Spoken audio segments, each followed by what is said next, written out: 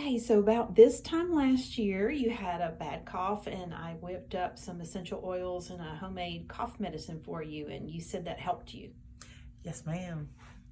It was very helpful, especially with me breastfeeding. I really couldn't take over the counter medicines, and so it was a lifesaver, and it helped out so much. Even though I left out the cinnamon because we looked into that, and because you were breastfeeding, we weren't supposed to, risk using that, but it still helped you even though I left that one oil out.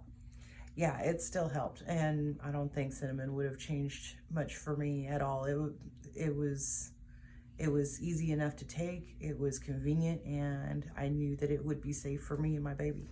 Awesome. Thank you so much for trying it. Thank you.